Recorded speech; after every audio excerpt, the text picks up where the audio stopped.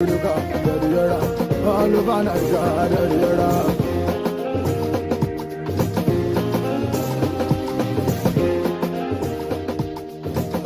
back. You're still watching Sunrise, coming to you from Channels Television. We're moving on now, and we're going to be looking at surviving the pains of recession. It is no longer news that Nigeria is in a recession. Businesses are going bankrupt, businesses are sinking, and guess what? Even as we say that businesses are collapsing, some businesses are making plenty of, some are coming up, and some are actually excelling. So how is that happening? If yours is going down, there is something you should be doing which you are not doing. We have financial analysts with us this morning who are going to explain to us this paradox. It's my pleasure to welcome Mr. Doyin Kasumu, who is a financial analyst. Good morning. Good morning. And we expect a development economist to join us from our Abuja studios. We're expecting Mr. Odilim Enweagbara. But we have you with us in Lagos. So let's look at what is going on. They say we are in a recession. We can feel the recession. We know that our purchasing power has dropped. And yet we hear that some people are still making big bucks in this kind of environment. How is that happening? Maybe because they are smart. Yes. No. we want to be smart. Is it just about being smart? Tell us how we too can be smart. Okay, let's start by highlighting these pains we are talking of. What are these pains of recession? Normally in a recession, you have job losses. The purchasing power of the citizen is reduced. Yep. And businesses lose revenue, they declare losses. And normally it's interesting to know that during recession, inflation actually is supposed to go down. Okay? But unfortunately, with Nigerian scenario, inflation is rising. Why? And that's why some economists believe Nigeria is actually in a stagflation and not recession. What is stagflation? What does that mean? Well, when the word stag is like something that is stagnant or a growth that is insignificant. Okay. And inflation. Okay. The general rise in prices of goods and services. So it's not a recession, really. It's I call it an advanced form of recession. But this week we were told again that Nigeria is Africa's #1 economy. Yeah, that's in terms of size. You know, there is a difference between economic growth and economic development. Okay. So which one are we growing or developing? Before we enter recession, we were growing, but we were not developing. Okay. So because we've grown, the size of our economy is big. But unfortunately, we could not translate the growth in economy to development, which include infrastructural development, you know, the improvement in the quality of life of the citizen. Okay? Infrastructure, in talk of electricity, in talk of good roads, all those parameters that could make an economy to develop. Okay. So, yeah, even when our economy was growing before we went into this recession, the quality of life of the common man is not something that one could write home about. So can you relate those two for me, connect them? Yeah, that's what I said, that we were only growing, but we were not developing. And what actually makes an economy to grow? Those are, you talk of GDP. That's what economists refer to when you talk of growth in economy. That's growth in the GDP of an economy. That's gross domestic product. And what is GDP? That's the market value. Okay? That's the market value of goods and services produced in an economy. Understand? So the market value of goods and services were actually rising.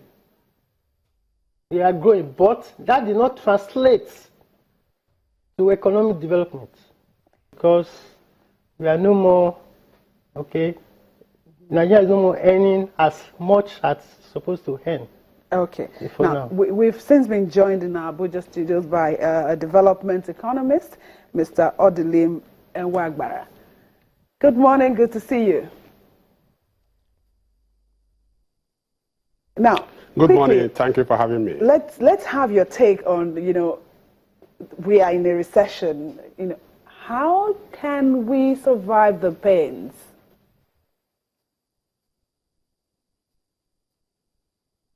How can we survive? Many countries have gone through what we are going through. So what you need to do is just to study what other countries did.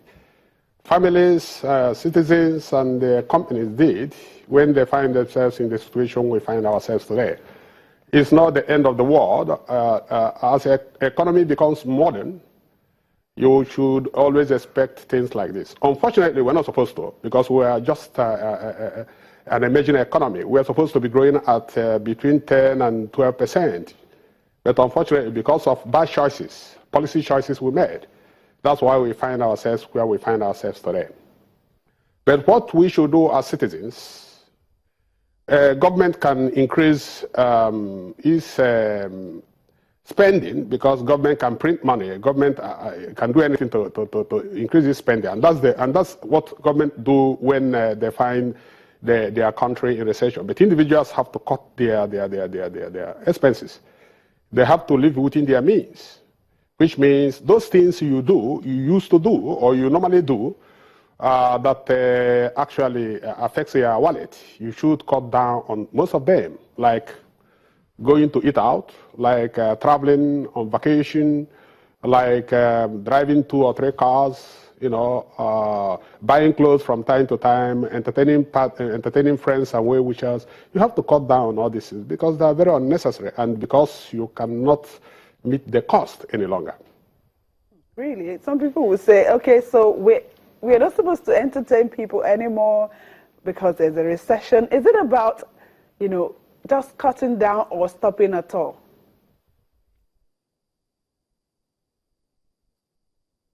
Look, you cut down, and for me, I will tell you, my wife and I decided even before the recession, they pronounced it, because we look at our wallet, we knew that that there were certain things that were not necessary, like we used to eat some fish, imported fish, salmon. We did away with that. We decided that vacation is no longer to be our priority, and we are doing with 1 car. We have 2 cars, but we put 1 car aside and be driving 1 car. So these things, you must do them because you have no option but to do them. When you find yourself in a difficult situation, then you put on your thinking cap. For me, I don't entertain unnecessary guests. If I'm entertaining you, I'm entertaining you for business. But I don't do social entertainment any longer. Okay, now, is it also, Alera said something about some companies still surviving even in this recession. And I think during the week, there's this biscuit that I like. We used to have 4 in the pack. And I bought it and I just saw 2. In fact, it was 3 at first, and now it's 2 in the pack. Is it part of survival?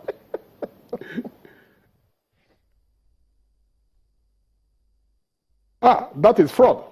That is fraud. That is fraud. You have to appreciate that is fraud. You can complain to necessary agencies for consumer protection. That is fraud.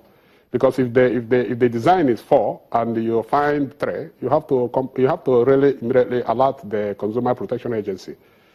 But as I said, there are things you don't need to consume. Look, I wake up in the morning, I drink a lot of water, and it quenches my hunger for expensive things and things like that. So we go for fruits and vegetables. Look, the question is this: why are we here? Look, let me tell you, if Nigeria had not allowed some people who wanted to build a monopoly in the oil sector, that downstream sector, we would have fixed our refineries 5 or 4 years ago.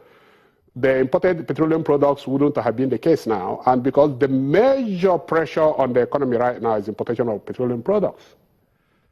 In 2007, the Chinese came with 2 refineries to be built, mega refineries to be built in Nigeria, and it ended like that because some people made sure that those refineries were not built because they are planning to build their own refineries. So these are the choices, the policy choices we have made, because the democracy, which is supposed to be a government of the people, for the people, by the people, has become a government of barons, by barons for barons. And it's unfortunate. We have to do away with this, because even if we exit recession, we must make sure we redesign our economy so that instead of trickle-down economics, we now think about trickle-up economics. And that's the only way we can ensure that in future we do not find ourselves in this situation.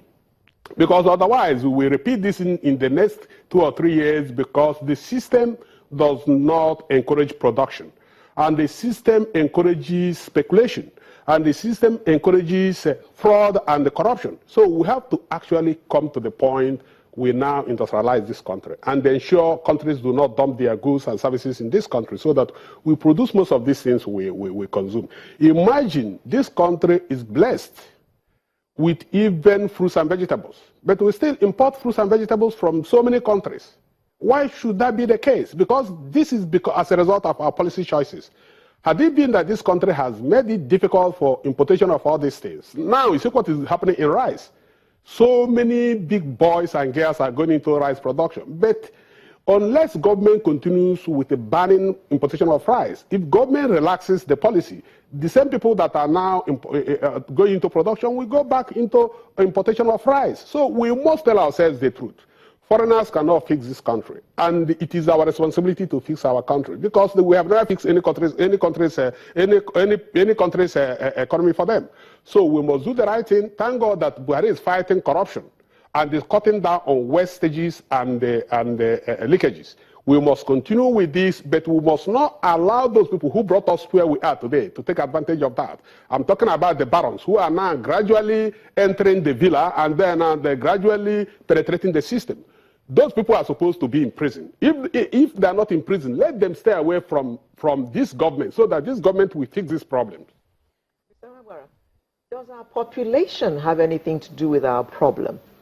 Yes. Okay. Are we overpopulated? Okay. But before you answer that question, Yeah. we need to take a short, just keep your gunpowder dry. We'll just take a short break and come back and continue with the discussion.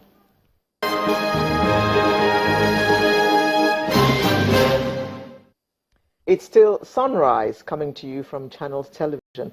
Mr. Nwagwara, I was asking you if our population had anything to do with our present predicament. Yes.